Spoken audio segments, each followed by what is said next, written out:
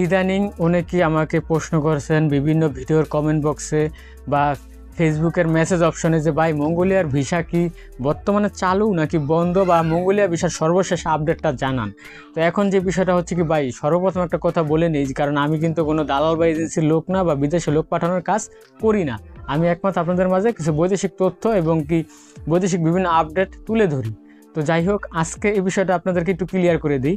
আসসালামু আলাইকুম, আমি মোহাম্মদ মেহেদি হাসান। যেখান থেকে আমার ভিডিওটি দেখছেন সবাইকে ওয়ার্ল্ড ওয়াইড ভিসা ইনফো চ্যানেলে স্বাগতম।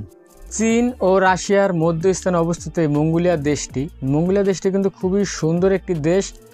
যথারীতি দেশটি কিন্তু একদম ইউরোপের মতো একটি দেশ, কিন্তু এটি কিন্তু এশিয়া মহাদেশ। অনেকে কিন্তু এটা গুলায় ফেলা, অনেকে ভাবে কি এটা ইউরোপ। এটা কিন্তু কোনো ইউরোপ না, এটা কিন্তু এশিয়া মহাদেশের একটি বৃহত্তম দেশ।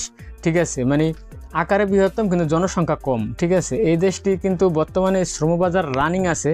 যদিও এই দেশটিতে যাওয়ার জন্য কিন্তু অনেকে হয়তোবা অনেক জায়গায় প্রতারিত হতে পারেন, কারণ বিভিন্ন প্রতারক চক্র কিন্তু ফাঁদ পাইতে থাকে প্রতারণা করার জন্য। এই বিষয়টা অবশ্যই মাথায় রাখতে হবে। ঠিক আছে, কারণ যেই দেশে আপনি যান না কেন, অবশ্যই আপনাকে ভালোভাবে ওই দেশটা সম্পর্কে জানতে হবে, বুঝতে হবে। তারপর ওই দেশে আপনি যেতে কমফোর্টেবল ফিল কিনা বা আপনার জন্য ওই দেশটা প্রযোজ্য কিনা, সেটা ভেবে চিন্তে বুঝে শুনে তারপর ওই দেশের সম্পর্কে আগাতে হবে। এই বিষয়টা অবশ্যই সর্বসময় সর্বক্ষেত্রে মাথায় রাখবেন। শুরুতে যে কথাটা বলতে চাই সেটা হচ্ছে কি যে ভাই, মঙ্গোলিয়ার শ্রমবাজারটা হচ্ছে বর্তমানে খোলা আছে। বিভিন্ন দেশের কিন্তু শ্রমবাজার বন্ধ, আপনারা জানেন। ঠিক আছে, দুবাই বন্ধ, মালয়েশিয়ার কলিংটা খোলে নাই।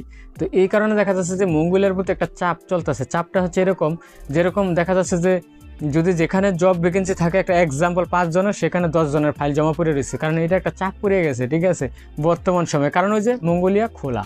হ্যাঁ, এটা সত্যি কথা যে মঙ্গোলিয়ার ভিসা খোলা আছে, মঙ্গোলিয়াতে ফ্লাইটও হচ্ছে, মঙ্গোলিয়ার ওয়ার্ক পারমিট বর্তমানে চালু আছে। কিন্তু সেই ক্ষেত্রে অবশ্যই আপনাকে প্রতারক থেকে সাবধান থাকতে হবে। কারণ দেখবেন কি অনেক এজেন্সি এখন বাইরে গেছে, বিভিন্ন ফেসবুকে বিভিন্ন জায়গায় মঙ্গোলিয়া লোক পাঠাইতেছে। এই বিষয়ে অবশ্যই খুব সাবধানে থাকবেন।